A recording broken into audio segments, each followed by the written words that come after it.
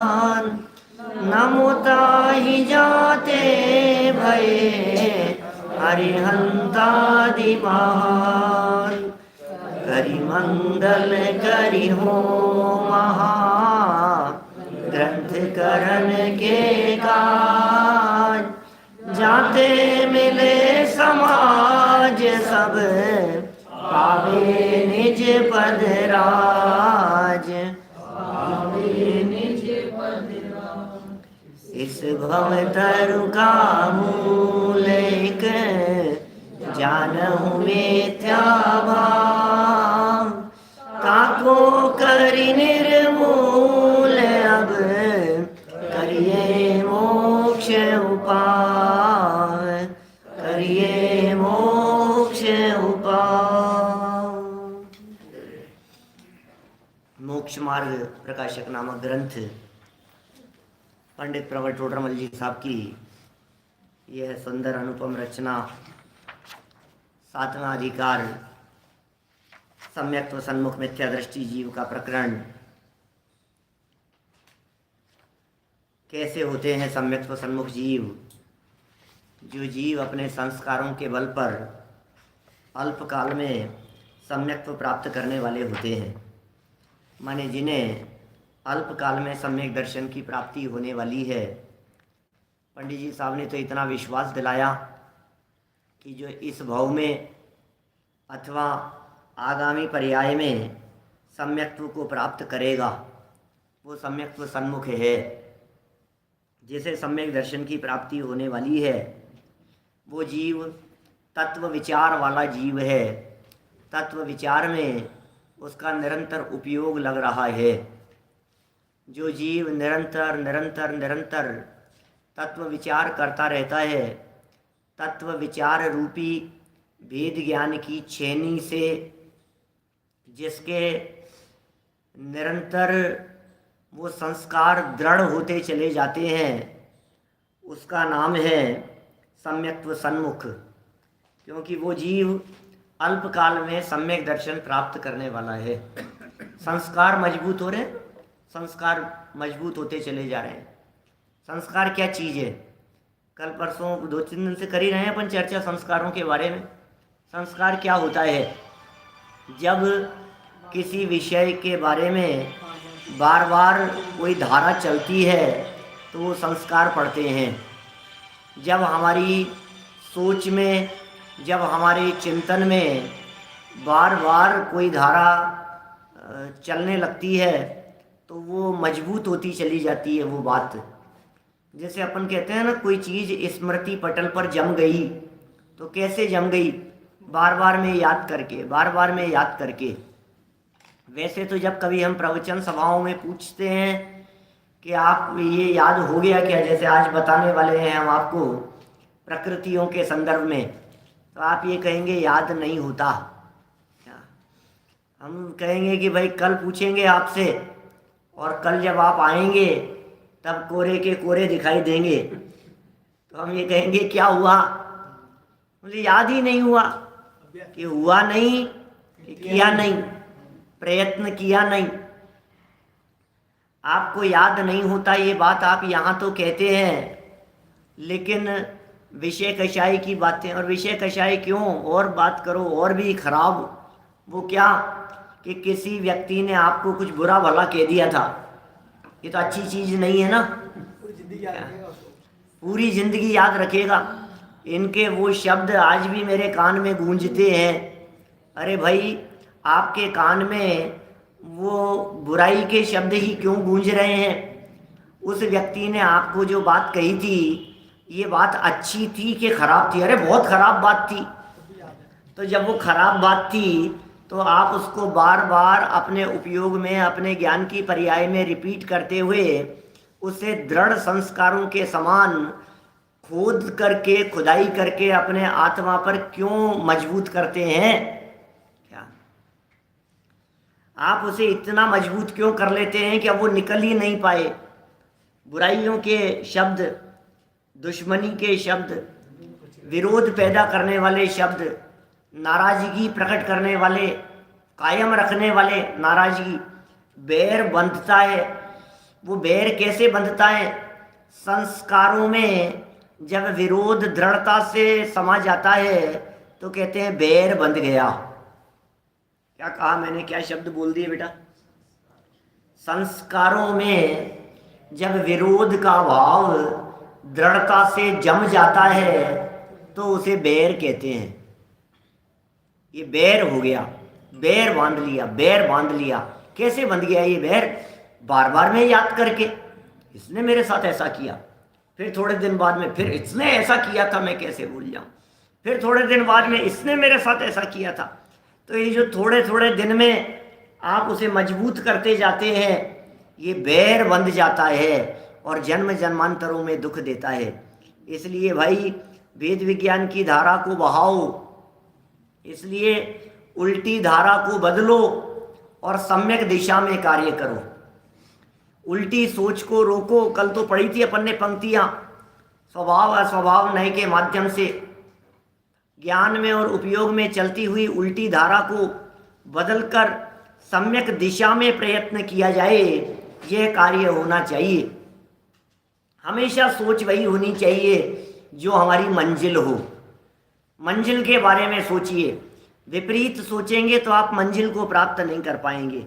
मैं ऐसा भी कह सकता हूँ, आप जैसा सोच रहे हैं वैसी मंजिल प्राप्त होने वाली है। आपको यदि अच्छा बिजनेस करना है तो बार बार में यही सोचते रहें, मैं तो नहीं कर सकता, हो नहीं सकता, कितने नुकसान है, पैसा डूब जाता है, लोग लेकर के भाग जाते हैं, उधार चले जाता है, वापस आता नहीं है, तो बोले तुम बिजनेस कर नहीं पाओगे, क्योंकि तुम सोच ही वही रहे हो। जो उस बिजनेस के विरोधी बातें हैं तुम वही सोच रहे हो, तो क्या हासिल होगा?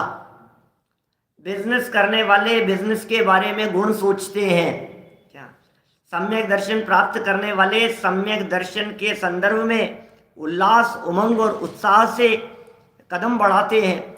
ये नहीं अब सम्यक दर्शन हो भी जाएगा तो क्या होगा, फिर छूट जाता है। सम्यक दर्शन एक बार ले भी लोगे तो क्या हो गया, छूट भी तो जाता है दोबारा। इसलिए क्या है, इससे अच्छा तो नहीं लो, बैठा है बेटा तो ये सम्यक दर्शन लेने की जरूरत नहीं। ये जो बातें यहाँ कही जा रही है ये बहुत महत्वपूर्ण बातें हैं। सम्यक दर्शन तत्व प्रतीति वाले के होता है, तत्व विचार वाला सम्यक्त्व प्राप्ति का अधिकारी होता है। ये सब बातें पढ़ने के बाद अंत में कह दिया कि भैया इतना सब भी कर लो तो भी पंच लब्धियों पूर्वक ही सम्यक दर्शन होता है। सम्यक दर्शन की प्राप्ति 5 लब्धियों पूर्वक होती है। अब ये बड़ा सुंदर प्रसंग और सुंदर चर्चा आज यहाँ ये चलने वाली है। प्रकरण है 5 लब्धियों का स्वरूप। यद्यपि इस 5 लब्धियों की चर्चा लब्धि सारादि ग्रंथों में करणानुयोग की विवक्षा से अति विस्तार से की, ये पूरा ग्रंथ 5 लब्धियों के लिए समर्पित है। 5 लब्धियों के लिए हमारे डॉक्टर उज्ज्वला बहन की एक पुस्तक है पंचलब्धि, उसमें वो पूरी पुस्तक 100-150 पेज की वो पंचलब्धि के लिए है। पूरा ग्रंथ हमने लब्धि सार बताया वो इसी के लिए है। सम्यक ज्ञान चंद्रिका में टोडरमल जी ने उस लब्धि सार की टीका लिखी, बहुत विस्तृत विस्तार से चर्चा है। तो लब्धियों की चर्चा तो बहुत विस्तृत है करणानुयोग की दृष्टि से, लेकिन आज हम यहाँ उस विस्तृत चर्चा को आपके बीच में नहीं करेंगे। आज यहाँ टोडरमल जी सापेक्ष चर्चा करेंगे। टोडरमल जी सापेक्ष मतलब अध्यात्म मिश्रित लब्धियों की चर्चा। अध्यात्म मिश्रित का अर्थ प्रयोजन की दृष्टि से मोटी मोटी चर्चा करेंगे। देखिए पेज नंबर है 261, 261 नंबर पेज है अपना मोक्ष मार्ग प्रकाशक में। गुजराती की पुस्तकों में 2 पेज नंबर 2 साधर्मियों द्वारा लिखे गए हैं। 267 है और 273 है। 2 अलग अलग पुस्तकें होंगी, शायद उनमें अलग अलग पेज होंगे। ये लब्धियों की चर्चा क्यों कर रहे हैं? क्योंकि इन लब्धियों पूर्वक सम्यक दर्शन होता है। करणानुयोग का महत्वपूर्ण प्रकरण है, समझने जैसा है। पूर्व में इसके ऊपर हमारे 5-7 प्रवचन मंगलायतन में किए हुए YouTube पर उपलब्ध भी हैं। ज़्यादा विस्तार से जानना हो तो वहाँ से जाना जा सकता है। सम्यक दर्शन की प्राप्ति की प्रक्रिया, सम्यक दर्शन कैसे हो, सम्यक्त्व की विधि, इस नाम से भी प्लेलिस्ट पर सोनागिर जी में किए हुए प्रवचन है। लब्धियों की चर्चा करते हुए सम्यक दर्शन की प्राप्ति कैसे हो, उसकी विधि क्या है। देखिए 5 लब्धियां, लब्धियों के नाम पहले याद करने पड़ेंगे। विशेषकर उन लोगों से कहना चाहता हूं जिनको 5 लब्धियों के नाम याद नहीं है। दीपेश जी शायद नहीं सुने होंगे पहले कभी, है ना? जिनको याद नहीं, वरुण जी भाई साहब याद है ना? हाँ, क्षयोपशम, विशुद्धि, देशना, प्रायोग्य और कर्ण, 5 लब्धियां हैं। क्षयोपशम, विशुद्धि, देशना, प्रायोग्य और कर्ण, ये 5 लब्धियां हैं। नाम याद है 5 लब्धियों के? तो अभी इन 5 में क्षयोपशम किसका नाम है? सबसे फर्स्ट स्टेप है क्षयोपशम, क्या? सेकंड स्टेप है विशुद्धि, फिर थर्ड स्टेप है देशना, फिर चौथे नंबर पर है प्रायोग्य और 5वें नंबर पर है कर्ण लब्धि। कर्ण लब्धि वाला जीव नियम से सम्यक्त्व प्राप्त करता ही करता है, उसे सम्यक दर्शन होता ही होता है। अब इन 5 लब्धियों की प्रक्रिया क्या है? लब्धि माने होता है प्राप्ति, लब्धि शब्द का अर्थ प्राप्ति। तो क्षयोपशम लब्धि, क्षयोपशम प्राप्त हो गया। विशुद्धि लब्धि, विशुद्धि मिल गई, विशुद्धि हो गई। देशना लब्धि, देशना मिल गई। क्या? प्रायोग्य लब्धि, कुछ एक विशिष्ट लेवल, प्रायोग्य, प्रकृष्ट प्रकार से योग्यता प्रकट हो गई। प्रायोग्य, प्रायोग्य बोलचाल की भाषा में इसके लिए प्रयोग, प्रयोग भी कहते हैं, प्रायोग्य, प्रयोग। फिर अंतिम है करण। करण माने है परिणाम, एक विशिष्ट जाति के ऐसे परिणाम जिन परिणामों पूर्वक सम्यक दर्शन होना है। मैं बहुत धीरे धीरे समझाने का प्रयत्न करूंगा। मुझे मालूम है बहुत सारे हमारे नए नए साधर्मी भी हैं जिन्होंने कभी नहीं सुनी है, ऐसे लोग भी हैं, लेकिन याद करने की जिम्मेदारी तो आपकी ही है। करवाने का प्रयत्न तो करूंगा। 5 नाम पक्के होंगे तो फिर इनमें जो और शब्द आएंगे उनको भी कहीं ना कहीं अपने को वापस समझना पड़ेगा। और फिर सबसे महत्वपूर्ण बात उनका भाव वासन कि ये बात क्या कहना चाहते हैं।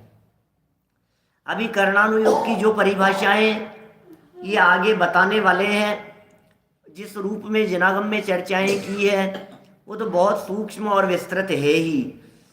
मोटे मोटे तौर पर जब मैं कभी अध्यात्म की अपेक्षा से इन लब्धियों की चर्चा करता हूँ तो 2-4 मिनट में लब्धियों को समझा देता हूँ, 2-4 मिनट में ही, बहुत सरलता से। कर्णानुयोग नहीं, समझ लेना, क्योंकि उसमें यदि आप कर्णानुयोग की बातें लगाएंगे तो फिर आप ये कहेंगे यार ये क्या बात कह रहे हो, ऐसा तो नहीं है, ऐसा तो लब्धिसार में नहीं लिखा कि भाई लब्धिसार कर्णानुयोग का ग्रंथ है। वो भी करेंगे बात। अभी समझिए क्षयोपशम। क्षयोपशम का मतलब मोटा मोटा इतना मान लीजिए, इतनी बुद्धि हो कि जिसमें बुद्धि में समझ में आ सके, इतनी बुद्धि, क्षयोपशम।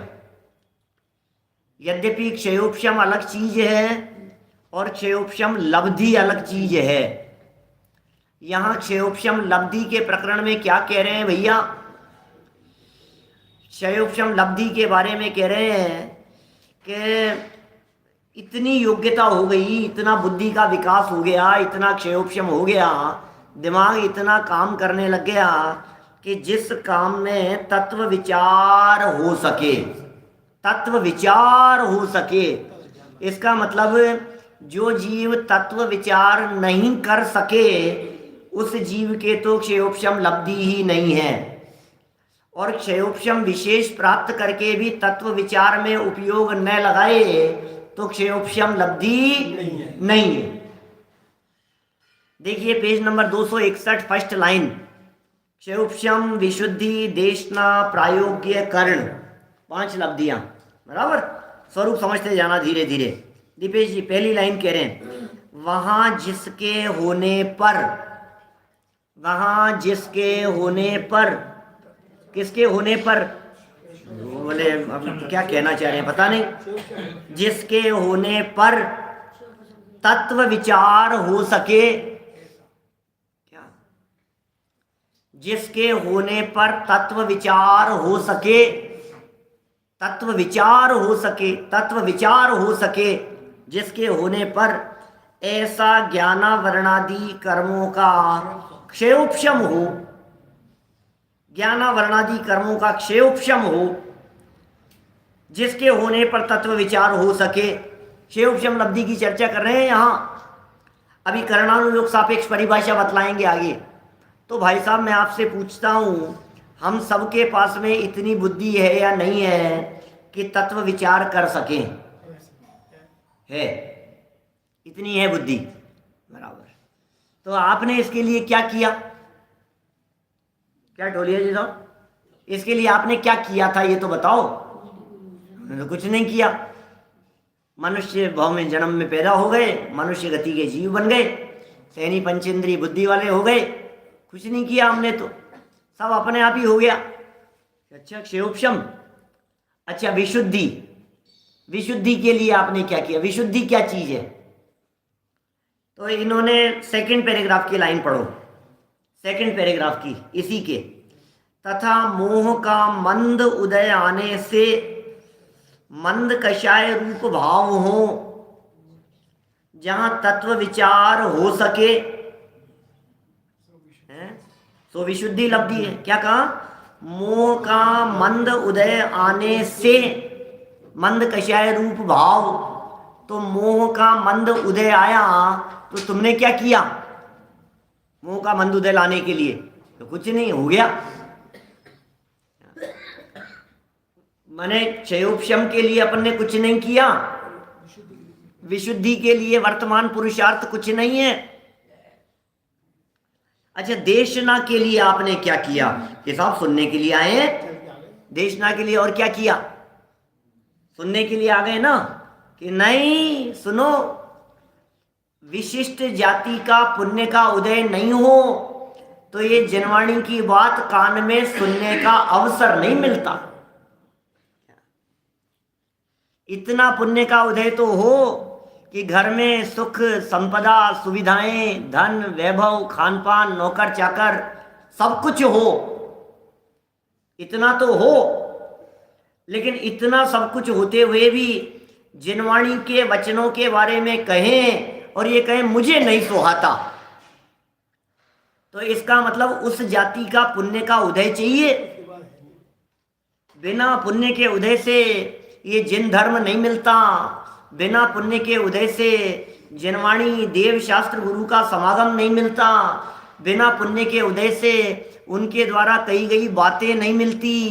क्या तो इन सब में माने क्षयोपशम के लिए कुछ नहीं किया, ज्ञानावरणादि कर्मों की इतनी ऐसी योग्यता प्रकट हो गई, विशुद्धि के लिए कुछ नहीं करना पड़ा, मोह मंद हुआ। देशना के लिए क्या किया?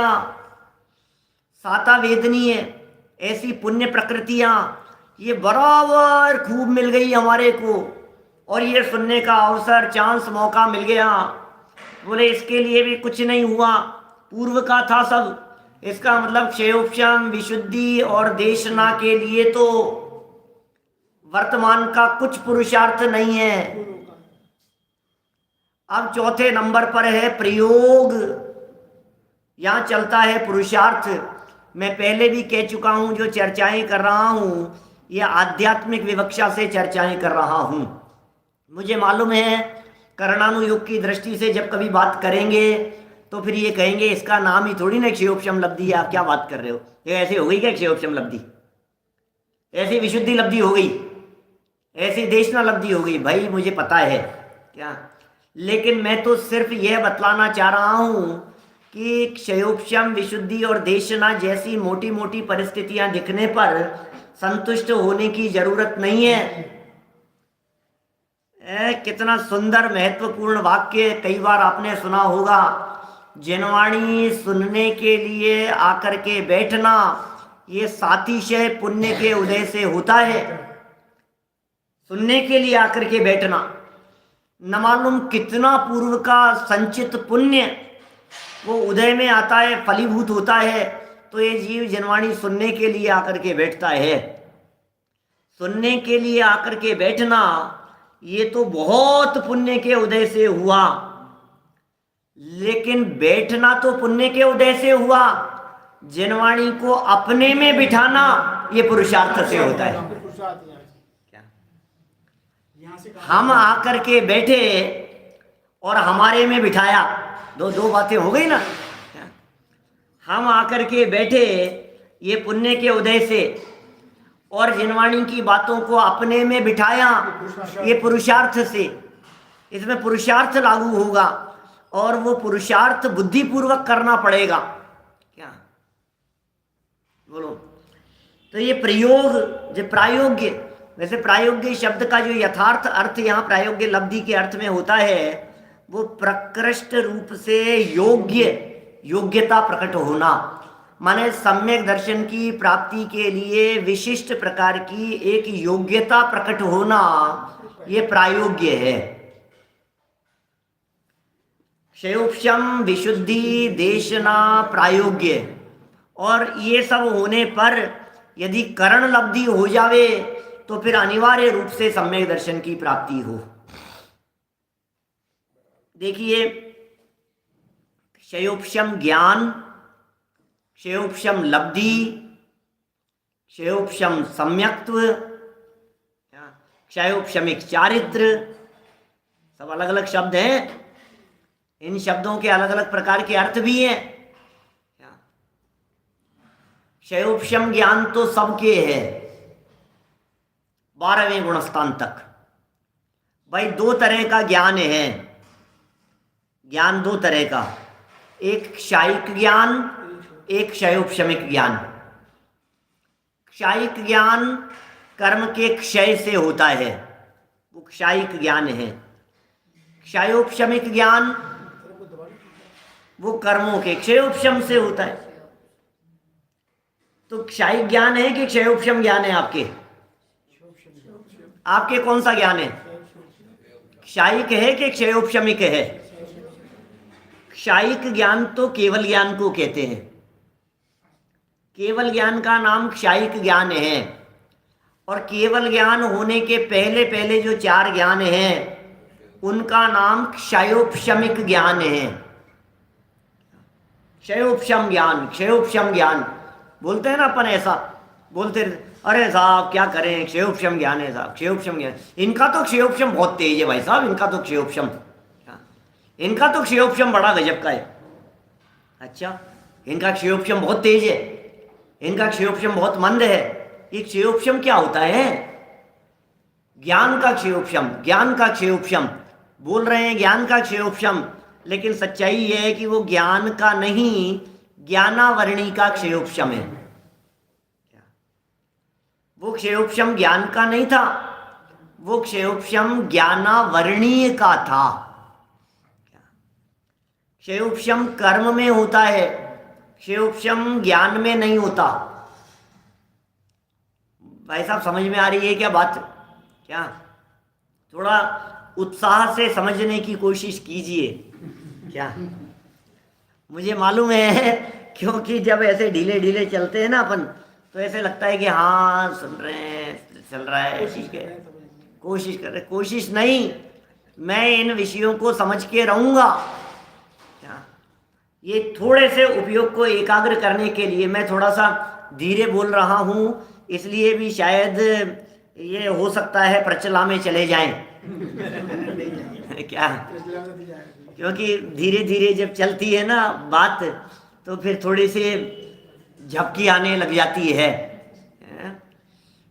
इसलिए मैं तेज बोलता हूँ तो ये सबको लगता है कि वो ये सोने नहीं देते। धीरे धीरे सुनो। क्षयोपशम की परिभाषा बतला रहे हैं। क्षयोपशम की परिभाषा, क्षयोपशम कहाँ है? ज्ञानावरणी क्रम में। और कहाँ होता है? कि दर्शनावरणी क्रम में। और कहाँ होता है? कि अंतराय कर्म में। इन 3 कर्मों का जो क्षयोपशम है, ये क्षयोपशम तो परमानेंट रहता है जब तक केवल ज्ञान नहीं होवे। इन 3 का तो सबके होता है। क्षयोपशम कोई बहुत बड़ी चीज नहीं है। एकेंद्रीय जीव के भी ज्ञानावरणी का क्षयोपशम है। क्षयोपशम में मैंने कहा था ना, उघाड़, ज्ञानावरणी कर्म का उदय और ज्ञानावरणी कर्म का क्षयोपशम, दोनों न्यारी न्यारी चीजें हैं। ज्ञानावरणी कर्म का उदय और ज्ञानावरणी कर्म का क्षयोपशम। ज्ञानावरणी कर्म का क्षयोपशम एकेंद्रीय के भी है। ज्ञानावरणी कर्म का क्षयोपशम चींटियों के भी है। मक्खी मच्छरों के कौन सा ज्ञान है? क्षयोपशम है या क्षायिक ज्ञान है? क्षयोपशम ज्ञान है, क्षायिक ज्ञान नहीं है क्या? कीड़े मकोड़ों के क्षायिक ज्ञान नहीं हो सकता है क्या? क्योंकि क्षायिक ज्ञान तो ज्ञानावरणी के क्षय से होता है। जो क्षय से हो वो क्षायिक। ज्ञानावरणी कर्म जिनके नष्ट हो जाए उनके क्षायिक ज्ञान। जिनके क्षायिक ज्ञान होता है वो केवल ज्ञानी होते हैं, वे भगवान होते हैं। और जिनको केवल ज्ञान नहीं होता है तब तक सभी जीव क्षयोपशम ज्ञान वाले होते हैं। सभी, नारकी भी क्षयोपशम ज्ञान वाले, देव भी क्षयोपशम ज्ञान वाले, सभी तिर्यंच क्षयोपशम ज्ञान वाले, 2 इंद्रिय 4 इंद्रिय 1 इंद्रिय सब क्षयोपशम ज्ञान वाले। लेकिन क्षयोपशम लब्धि, मच्छरों के क्षयोपशम लब्धि है या नहीं है? नहीं है। मन नहीं है, असहनीय है। ज्ञानावरणी कर्म का क्षयोपशम तो है, लेकिन इसमें क्या वाक्य लिखा था? जिसके होने पर तत्व विचार हो सके, ऐसा क्षयोपशम चाहिए। माने बुद्धि पूर्वक बात समझ सके, जिनवाणी की बातें समझ सके, समझ में आने की योग्यता। कभी कभी तो गधा है ये तो। जब हम किसी को गधा कहकर के पुकारते हैं तो हमारा अभिप्राय उसे त्रियंच गति का कहने वाला नहीं होता। वे कहते हैं इसकी बुद्धि जड़ है, इसको बार बार समझाने पर भी समझ में नहीं आता है, इसको कह क्या रहे हैं, इसकी बुद्धि में ये बात घुस नहीं रही है। गधा है क्या? मंद बुद्धि है क्या? क्या क्या कहोगे आप? तो मोटी बुद्धि है, जड़ बुद्धि, ठस बुद्धि। ये कह रहे हैं यहाँ कि भाई साहब जिसमें तत्व विचार हो सके, इतनी ज्ञान की योग्यता, उसका नाम क्षयोपशम। क्षयोपशम लब्धि के संदर्भ में सैनी पंचेंद्रीय जीव को ही क्षयोपशम लब्धि होगी। अभी और सुनिए, क्षयोपशम लब्धि सैनी पंचेंद्रियों को ही होती है, लेकिन प्रथमोपशम सम्यक्त्व की प्राप्ति के काल में ही होती है क्षयोपशम लब्धि। माने कोई जीव 5वें गुणस्थानवर्ती है, बोलो उसके क्षयोपशम लब्धि है या नहीं है? अब काहे की क्षयोपशम लब्धि? क्षयोपशम लब्धि मिथ्या दृष्टि की होती है क्या? मिथ्या दृष्टि की होगी क्षयोपशम लब्धि। सम्यक दृष्टि के क्षयोपशम लब्धि का क्या काम? उसके विशुद्धि देशना प्रायोग्य लब्धि का क्या काम? सम्यक दृष्टि के करण लब्धि का क्या काम? उसके तो काम हो चुका है, वो तो आगे बढ़ गया है उस स्टेप से क्या? और क्षयोपशम सम्यक दर्शन प्राप्त करने वालों के लिए भी क्षयोपशम लब्धि नहीं है। क्षायिक सम्यक दर्शन प्राप्त करने वालों के लिए भी क्षयोपशम लब्धि या पंच लब्धियों की जरूरत नहीं है क्या? समझ में आ रही है बात? माने क्षायिक सम्यक दर्शन क्षयोपशम सम्यक दर्शन से होगा, क्षयोपशम सम्यक दर्शन औपशमिक सम्यक दर्शन से होगा, और औपशमिक सम्यक दर्शन 5 लब्धियों पूर्वक होगा। वो एक एक वाक्य याद करने जैसा है क्या? एक एक वाक्य ऐसा है जो याद करने जैसा है। हर वाक्य बिल्कुल हूबहू बिल्कुल रट जाना चाहिए, अपने दिलो दिमाग में छप जाना चाहिए। इसके पढ़ने चाहिए संस्कार, बार बार घोलन होते हुए। 5 लब्धियों पूर्वक क्या? 5 लब्धियों पूर्वक होता है प्रथमोपशम सम्यक्त्व। प्रथम उपशम सम्यक्त्व, वास्तव में उपशम भी दो प्रकार का है। आप बहुत ज़्यादा कंफ्यूज नहीं होंगे ऐसा उम्मीद रख करके बात कर रहा हूँ, बहुत धीरे धीरे। उपशम भी दो प्रकार का होता है, एक होता है प्रथमोपशम, एक होता है द्वितीयोपशम। याद हो गए नाम? एक का नाम प्रथमोपशम, एक का नाम द्वितीयोपशम। प्रथमोपशम होता है मिथ्या दृष्टि को दर्शन मोहनीय कर्म के उपशम आदि के लिए जो हो वो होता है प्रथमोपशम, और चारित्र मोह के उपशम के लिए जो हो श्रेणी चढ़ते समय वो होता है द्वितीयोपशम। प्रथमोपशम का अर्थ पहली बार हो इतना सा मात्र नहीं,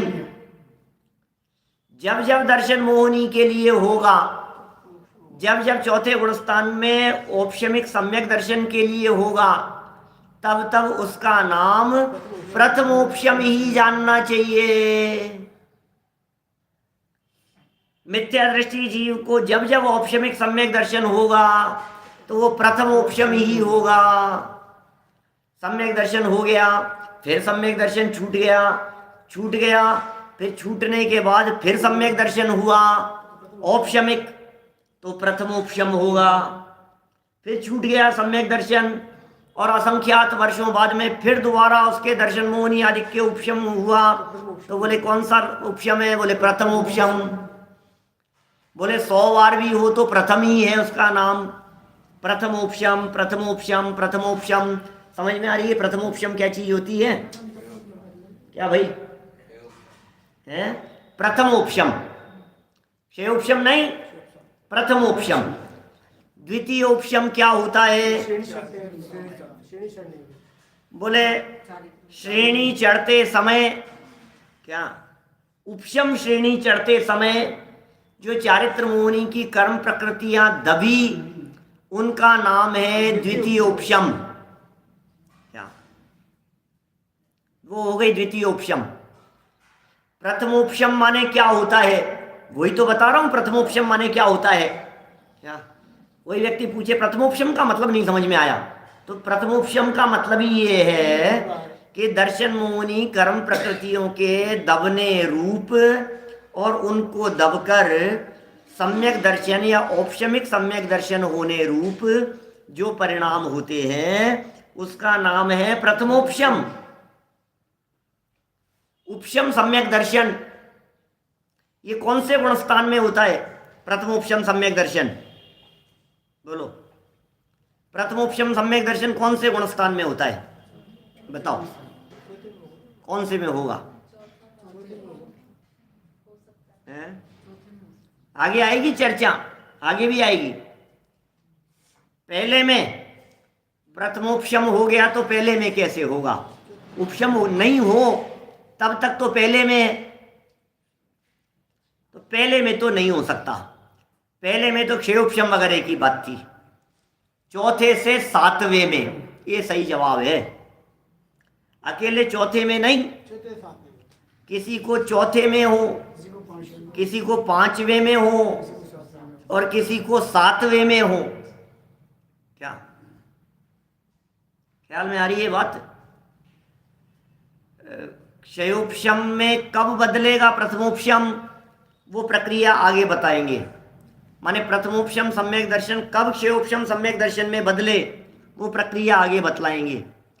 माने कुल मिलाकर के बात यह है कि जब भी मिथ्या दृष्टि जीव को औपशमिक सम्यक दर्शन होता है, जब भी मिथ्या दृष्टि जीव को औपशमिक सम्यक दर्शन होता है तो उसे प्रथमोपशम कहते हैं। मिथ्या दृष्टि जीव पहले से सीधा चौथे में भी जा सकता है। मिथ्या दृष्टि जीव यदि पहले से चौथे में गया तो पहले से चौथे में औपशमिक सम्यक दर्शन। मिथ्या दृष्टि जीव यदि पहले से डायरेक्ट पांचवें में चला गया कर्म का उपशम करता हुआ, तो पांचवें में प्रथमोपशम सम्यक दर्शन। मिथ्या दृष्टि जीव यदि पहले गुणस्थान से डायरेक्ट 7वें गुणस्थान में चला गया तो 7वें में प्रथमोपशम सम्यक दर्शन। थोड़ा सा उपयोग को एकाग्र रखना भाई, और जटिल समझ करके छोड़ दोगे तब तो जिंदगी भर जटिल ही बना रहेगा क्या। क्योंकि ऐसा होता है ना, समझ में नहीं आ रहा यार छोड़ो। जब समझ में नहीं आता तो व्यक्ति दूर भागता है, जब दूर भागता है तब तो समझ में आ जाता है ना। दूर भागता है तब समझ में और नहीं आता है, फिर समझ में और नहीं आता है तो और दूर भागता है, फिर और दूर भागता है तो और समझ में नहीं आता है। तो क्या होगा फिर?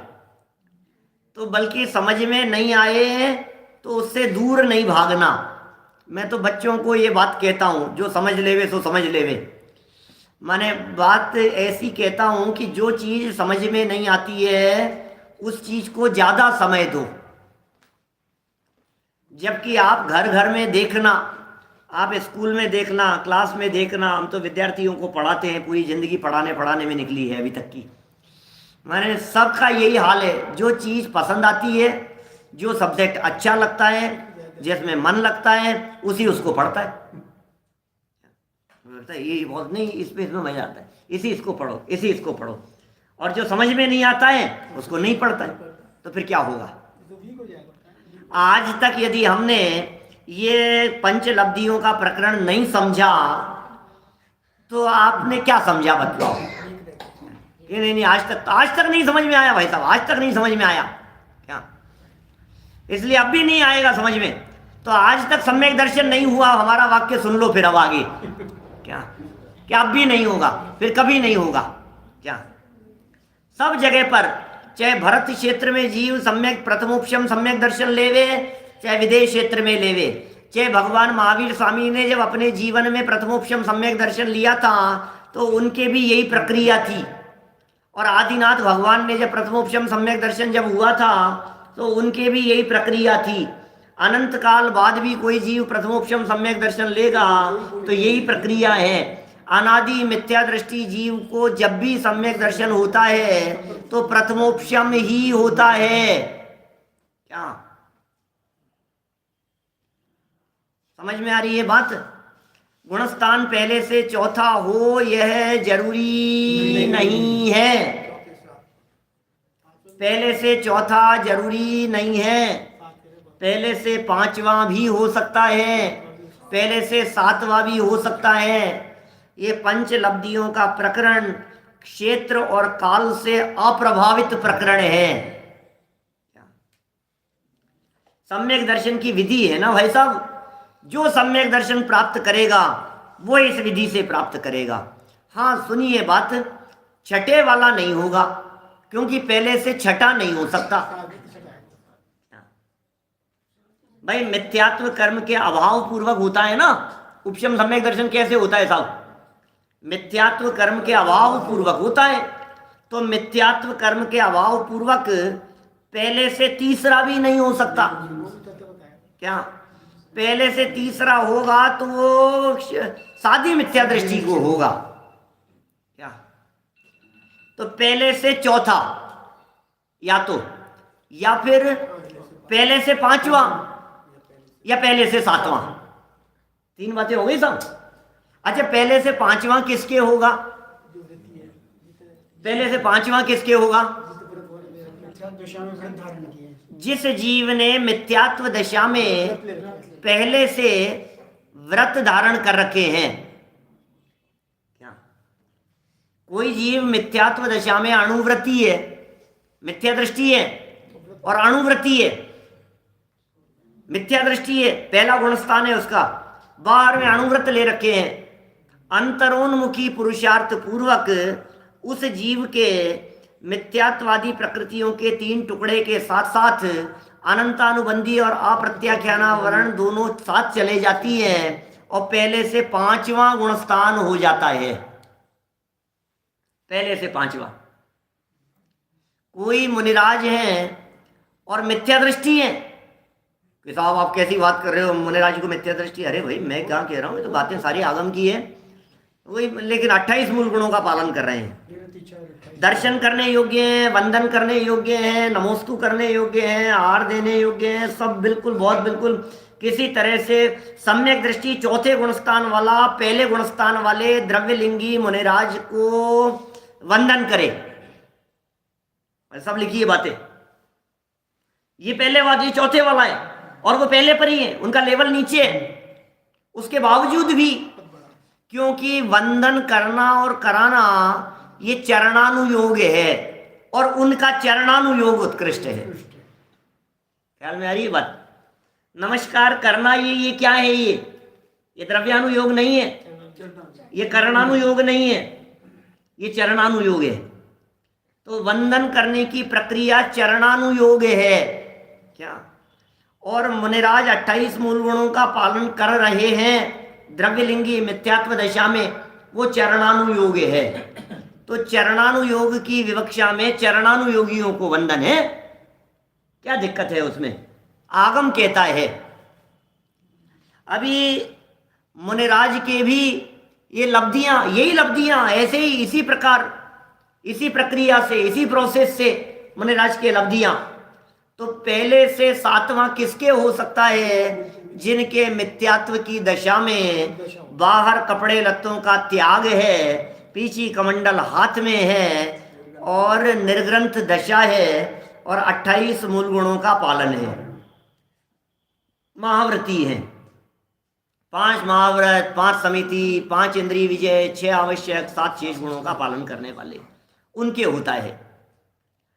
तो कोई दिक्कत नहीं है। प्रथमोपशम सम्यक दर्शन अभी किसके होता है की बात हुई, लेकिन होगा कैसे, ये क्षयोपशम कैसे है? सबसे पहले क्षयोपशम के लेवल की बात करें। देखिए जरा, आज आपको नाम बताऊंगा, कल आप याद करके बैठेंगे तो बातें समझ में आएगी। मैंने आज इसलिए इस प्रकरण को पूरा नहीं किया यहाँ, क्योंकि आज आपको याद करने के लिए छोड़ना है कि साहब याद करा देते और बढ़ जाते कि मुझे मालूम है ये एक दिन में याद नहीं होते, ऐसे बैठे बैठे याद नहीं होते।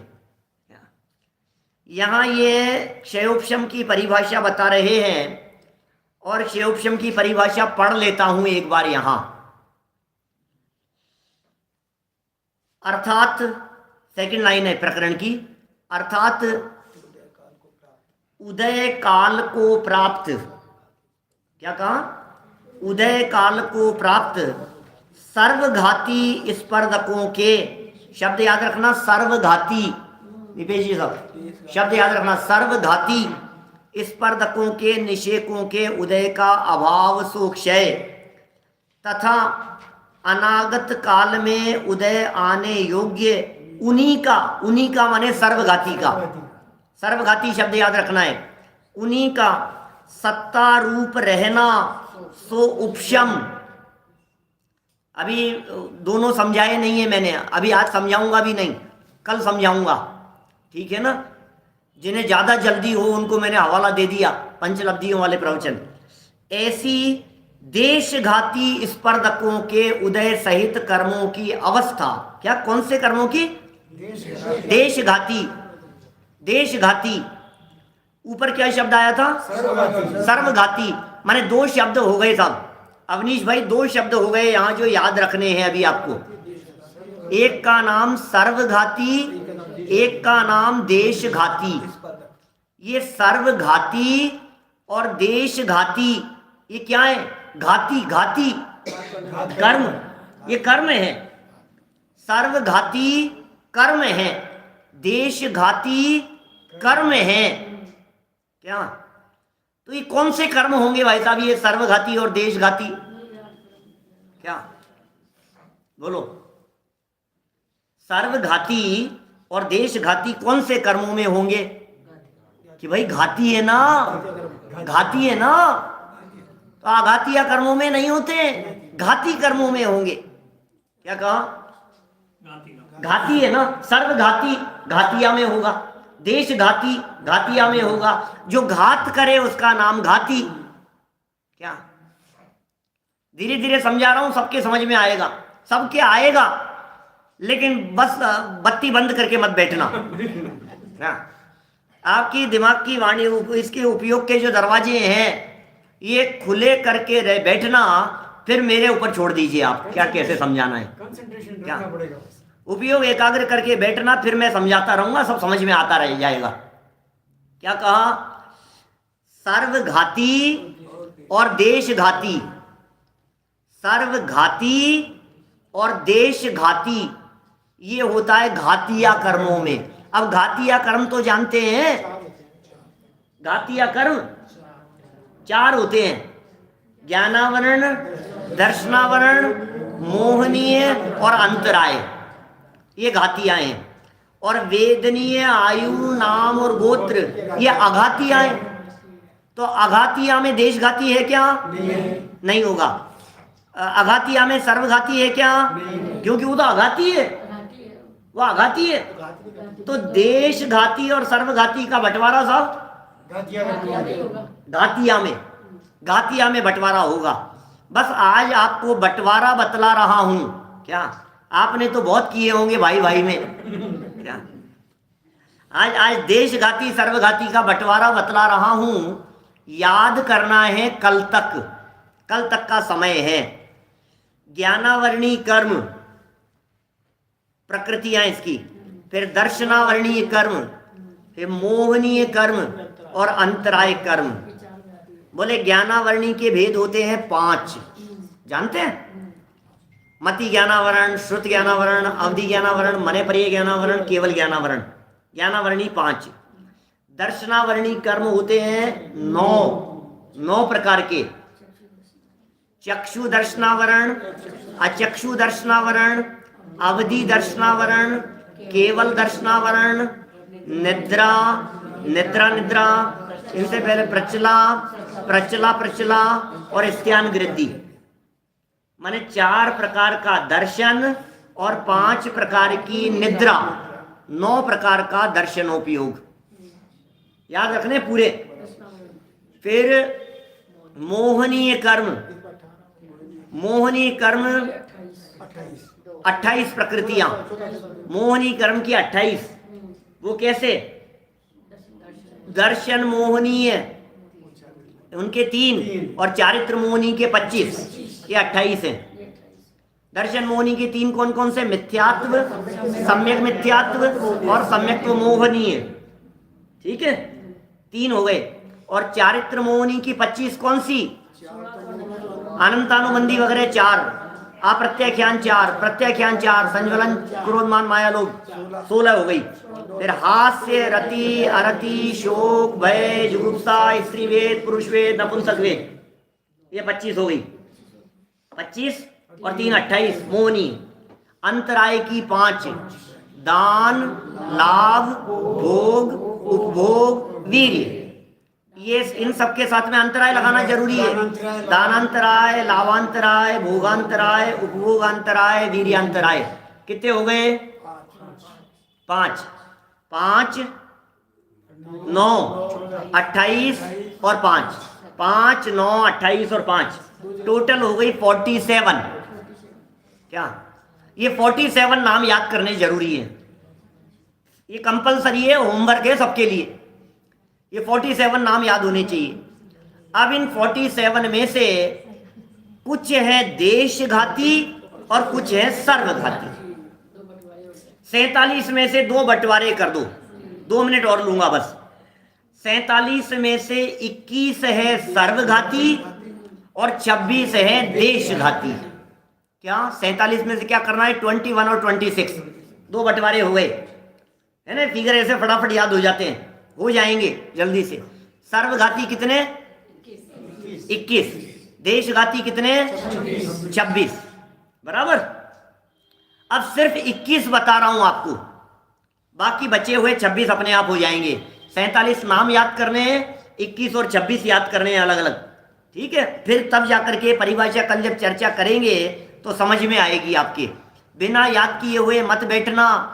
अलार्म लगा लेना दिन में 4 बार के, उसको दोहराने के लिए, क्योंकि मुझे मालूम है अभी यहाँ से मोबाइल बंद करने के बाद, उठ करके जाने के बाद में फिर याद ही नहीं आएगी। फिर कल जब आकर के बैठोगे ना प्रवचन सुनने, और यार याद करने को कही थी, अरे मुझे तो याद ही नहीं रहा।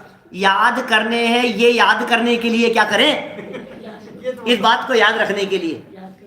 सुनो, ज्ञानावरणी में सर्वघाती है एक प्रकृति, केवल ज्ञानावरण, बस केवल ज्ञानावरण ज्ञानावरणी में। दर्शनावरणी में केवल दर्शनावरण और पांचों निद्रा। कितने हो गई, 6, और ये कितनी थी, 1, 7 हो गई, 7 हो गई। इसके आगे है मिथ्यात्व और सम्यक मिथ्यात्व, 7 और 2 9 हो गई। और फिर अनंतानुबंधी अप्रत्याख्यान और प्रत्याख्यान, बस 12 और 9 21 प्रकृतियां सर्वघाती की हो गई।